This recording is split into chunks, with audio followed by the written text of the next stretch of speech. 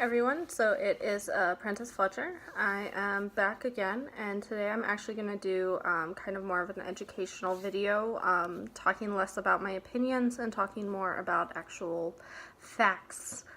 This specifically relates to astrology. So I've been doing a lot of research into astrology recently. I've talked about it before, but I do these flashcards, and it's been a lot of memorization and not too much of getting a feel for it yet. I've been taking a really in-depth look at my chart. I kind of want to get a little bit more of some of this memorization down before I start looking at other people's charts as I gain the flow for it. So I was going to wait a little bit longer before I started the educational videos, but I really got motivated and inspired today after watching a big name astrologer get their facts wrong. Like, this is someone who charges $300 for a 30-minute session, and they were getting their facts wrong. So I just wanted to do this really quick video just to kind of get this information out there. It's really good for me to test what I know, and it's fun, and I hope people learn. So what I wanted to talk about today is start by talking about elements and modalities of the actual signs, and see kind of where we go from there. It'll depend on how much time we have. So there's the 4 elements when it comes to the signs. Everyone knows that. That's kind of the joke about the whole, like, what's your sign thing. For example, I had a super fun... Okay, not super fun. I had a super weird experience one time with a one-night stand where he was like, "What sign are you?" "Oh, you're an earth? I really would have expected fire." That was probably like the extent of his knowledge, was what element the signs were and what that meant. So you have your 4 elements: fire, earth, air, water. Simple, right? So you start with fire, and fire is exactly what it sounds like. It's people that tend to be very passionate, tend to get caught up in what they're doing. So your fire signs, you have your Aries, your Leo, and your Sagittarius. I dated a Sagittarius one time. Can tell you a lot about that. I also have a Leo moon, so I can talk a lot about that, and I will talk about each sign individually. I want to do a video on each sign because I think that's going to be really good for people to learn about. But right now, fire, passionate. My mom is Aries. I deal with the fire signs a lot.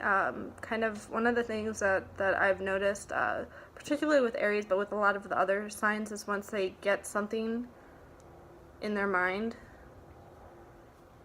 whether it be a mission or an idea, they go for it. It's a lot of the passion. So Earth, your Earth signs, I know a lot about Earth because I have a lot of Earth. I have 5 freaking planets in Capricorn. 5. So your Earth signs are your Capricorn, your Taurus, and your Virgo. So these signs tend to be a little bit more grounded, and that's just kind of what I think about with Earth. I think about a little more grounded, immovable. They tend to be more stubborn, and they tend to kind of, I don't want to say like, they're hard to change. They tend to be very stubborn in their ways, tend to like routine a lot. People with earth signs will, for the most part, like to have routine. So we also have water. So that is Cancer, Scorpio, Pisces. Water signs I have the least experience with, in all honesty. I have quite a bit of experience with Scorpios, but the water is the one I understand the least, so that's the one I'm going to be doing a lot of research on. I have almost no experience with Cancer at all. Like, I just really don't know anybody who has cancer, a lot of cancer in them. But water tends to be flexible, go with the flow type of deal. They tend to be a little more unique. They're a little bit more different. Pisces is very much a sign of uniqueness. It's a very unique sign. And I think Scorpio is very, honestly, I'm really not coming up with a better word than unique. So kind of going with the flow and uniqueness is what I think about most with water. And lastly, air. With air, you have Libra, Aquarius, and Gemini. So with Gemini, you get a lot of flexibility. You get people that are kind of spacey. They're not as grounded as Earth. I find I work really well with people who have a lot of air in them, air signs in them, because we are such a good balance for each other. All my Earth, they're air. So that's your 4 main elements, and they're pretty straightforward. So what differentiates the element or the signs within each element is their modality. So you have your cardinal, your fixed, and your mutable. And the way I kind of remember this is if you have 3 people planning a party, your cardinal sign is going to be the one that picks the day, decides the theme, and decides why you're having a party. So they make those big decisions. They make those overarching decisions. Your fixed, that's the one that takes care of the minute to minute. So figuring out kind of what caterer to use, where the caterer is going to set up, where the decorations are going to go. They didn't pick the theme of the decorations, but they picked where each decoration go. And your mutable sign is your sign that in the middle of the party, when all of a sudden a decoration gets out of place, figures out the best way to put it back, and if it needs to be put back at all. So those are kind of the 3 modalities as people. So your cardinal modalities, your cardinal air is, Cardinal fire is Aries. Cardinal earth is Capricorn. Cardinal water is Cancer. And your cardinal air is Libra. So, I do have to mention, in my family, we have a lot of the cardinal signs for our sun signs. My mom is Aries, which is cardinal fire. I'm Capricorn, cardinal earth. And my sister is Libra, cardinal air. It gets interesting. That's all I'm going to say about that. And these signs the cardinal signs are the ones that, remember, are deciding when the party is going to happen and why the party is going to happen and what the theme of the party is. They're kind of making those almost leadership-like decisions. I think that's a good way to put it, almost leader-like. So then your fixed. Remember, these are the people that take care of that minute-to-minute detail. They didn't pick the theme, but they picked where all the decorations go in the party. So for fire, this is your Leo. Your fixed earth is Taurus. Your fixed water is Scorpio. And your fixed air is Aquarius. So for me, I have a little bit of the fixed signs. I have my moon in Leo. And I have my rising as Aquarius. So these are both the fixed signs. Kind of there for the more minute-to-minute type stuff. So yeah. And then lastly, the mutable. So remember, these are the people that when something goes wrong at the party, make the changes that need to happen. So for fire, that's Sagittarius.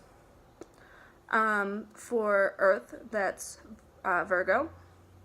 For water, that's Pisces. And for air, that's Gemini.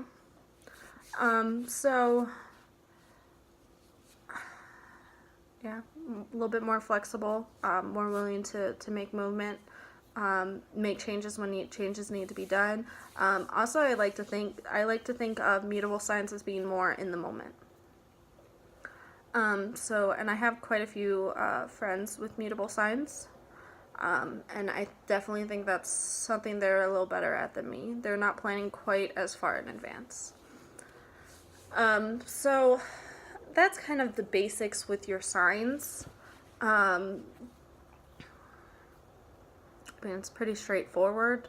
And it's memorization of these things. Once you memorize these, you'll have a lot better idea when you're learning about the signs, about all that stuff.